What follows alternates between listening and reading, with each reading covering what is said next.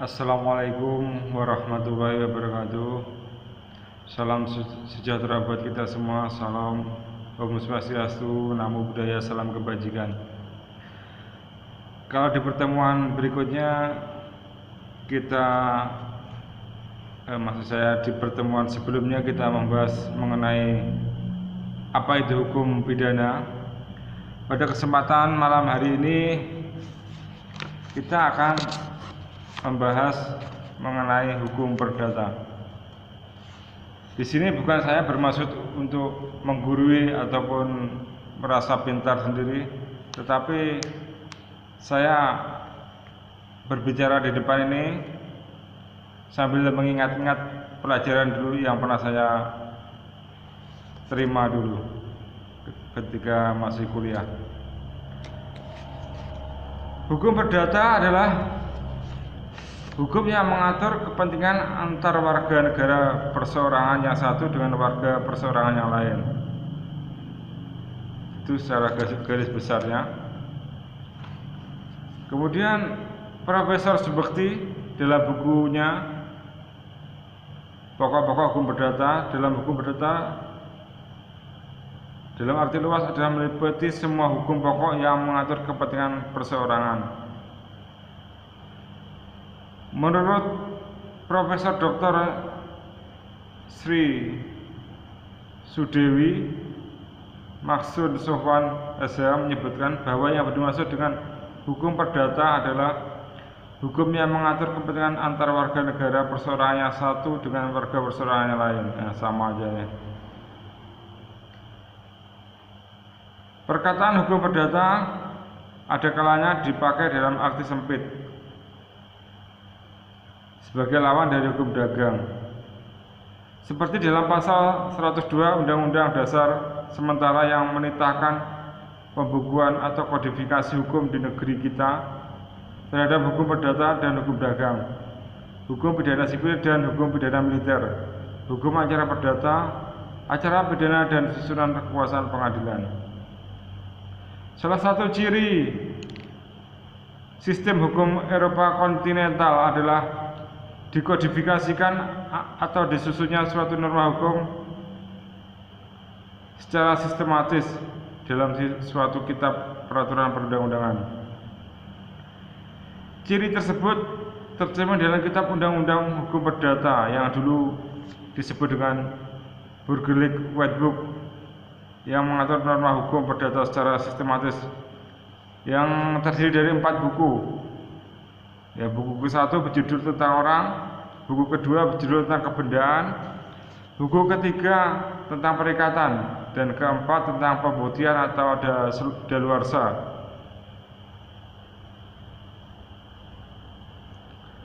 Hukum perdata menurut ilmu pengetahuan hukum sekarang ini dibagi menjadi 4 bagian, yaitu hukum tentang diri seseorang atau hukum perorangan, hukum keluargaan, kekayaan, dan terakhir waris.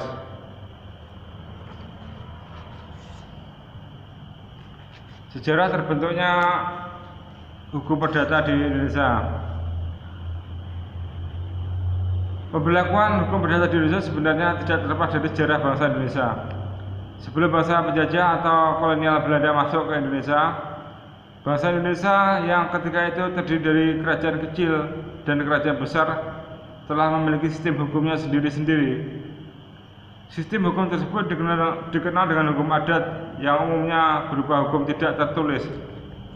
Jadi hukum tidak tertulis berupa titah raja ataupun titah dari ketua adat ataupun yang tertua di suatu dusun atau kampung tersebut. Di beberapa daerah yang mayoritas dunia Islam ketika itu tidak dapat dipungkiri terdapat ketentuan hukum adat yang berlaku banyak diwarnai oleh ketentuan hukum Islam. Di Wajo misalnya, hukum waris menggunakan hukum Islam dan hukum adat. Keduanya menyatu dan hukum adat menyesuaikan diri dengan hukum Islam. Pada waktu itu untuk daerah tertentu misalnya Aceh pada zaman pemerintahan Sultan Agung, hukum Islam diberlakukan sebagai hukum resmi negara. Dengan demikian, sebelum Belanda menginjakkan kakinya di bumi Indonesia ini, telah berlaku dua sistem hukum, yaitu hukum adat dan hukum Islam. Kerajaan-kerajaan yang menganut hukum Islam yaitu seperti Demak, Samudra Pasai, dan mana ya, yang kalau di Jawa kayaknya Demak, kemudian Pajang, kemudian Mataram Islam.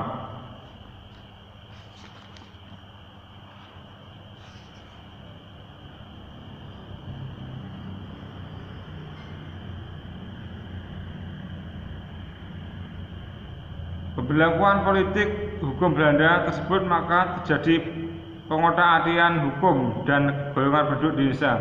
Jadi ketika Belanda masuk ke Indonesia, jadi Belanda menerapkan hukumnya sendiri. Meskipun hukum adat tetap diakui, tapi untuk golongan penduduk Hindia Belanda atau Indonesia di kala itu terbagi atas 3 golongan, yaitu golongan Eropa, golongan Timur Asing, dan golongan Bumiputra. Yang termasuk golongan Eropa yaitu orang-orang Belanda dan orang-orang berasal dari Eropa, dan orang Jepang beserta keturunannya. Masuknya orang Jepang ke dalam golongan Eropa didasarkan adanya perjanjian antara Nederland atau Belanda dengan Jepang dalam lapangan perdagangan dan perkapalan, yang memberikan harapan kepada Jepang bahwa bangsa Jepang akan dipersamakan dengan orang Eropa di Hindia Belanda. Termasuk dalam hukum Eropa juga ada mereka yang memiliki asas-asas hukum yang sama sebagaimana diatur dalam BW atau Burgerlijk Wetboek, yaitu Amerika, Kanada, Afrika Selatan, dan Australia. Berikut keturunannya, baik yang sah maupun yang disahkan berdasarkan undang-undang. Yang termasuk dalam golongan Timur Asing adalah golongan Tionghoa dan orang Asia lainnya, termasuk India, Pakistan, dan lain-lain. Bagi mereka berlaku KUH Perdata yang berkaitan dengan hukum kekayaan diatur dalam Statblad nomor 79 tahun 1855 dengan Statblad nomor 129 tahun 1917. Bagi golongan Timur Asing Tionghoa berlaku seluruh KUH Perdata kecuali bagian 2 dan 3 titel keempat buku 1 KUH Perdata mengenai upacara-upacara yang mendahului perkawinan. Untuk golongan Timur Asing non-Tionghoa tetap berlaku ketentuan tersebut di atas. Nah, untuk golongan Bumiputra yaitu orang-orang Indonesia asli yang beragama Kristen, berlaku hukum adat sementara dalam hal dikehendaki golongan pribumi tersebut dapat menundukkan diri kepada BW atau KUH Perdata berdasarkan Statblad 1917 nomor 12. Pada masa pemerintahan Jepang, KUH Perdata tetap berlaku. Hal tersebut dimungkinkan atas dasar ketentuan Undang-Undang nomor 1 tahun 1842, karena ketentuan KUH Perdata tersebut tidak bertentangan dengan pemerintahan bala tentara Jepang.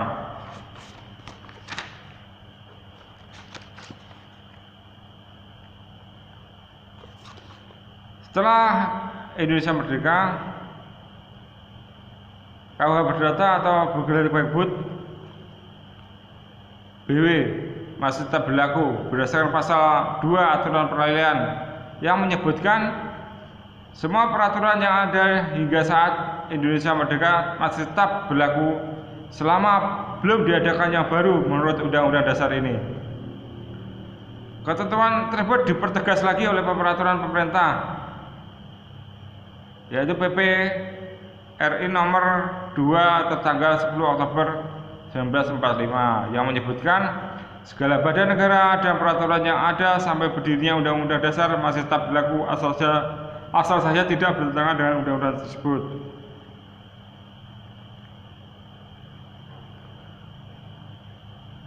Berkaitan dengan berlakunya ketetapan KUH Perdata sebagai hukum positif di Indonesia, para ahli hukum memberikan tanggapannya sebagai berikut.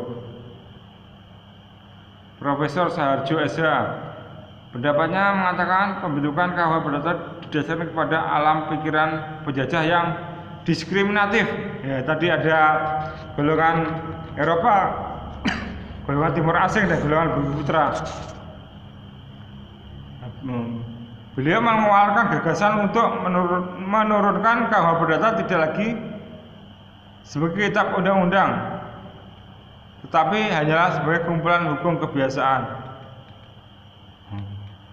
Berdasarkan alasan tersebut, maka KUH Perdata tidak lagi sebagai undang-undang, tetapi hanya merupakan kumpulan hukum kebiasaan. Kemudian para hakimlah yang akan menilai apakah pasal-pasal dalam KUH Perdata tersebut masih sesuai di alam kemerdekaan. Gagasan tersebut kemudian didukung oleh Ketua MA pada saat itu Profesor Wiryono Projodikoro dengan mengeluarkan surat edaran MA nomor 3 tahun 1963 yang ditujukan kepada semua pengadilan negeri dan pengadilan tinggi seluruh Indonesia. Sebagai konsekuensi gagasan tersebut, maka MA menganggap tidak lagi berlaku 8 buah pasal yang termuat dalam KUH Perdata. Pasal-pasal tersebut adalah sebagai berikut. Tidak perlu kita bahas, terlalu panjang.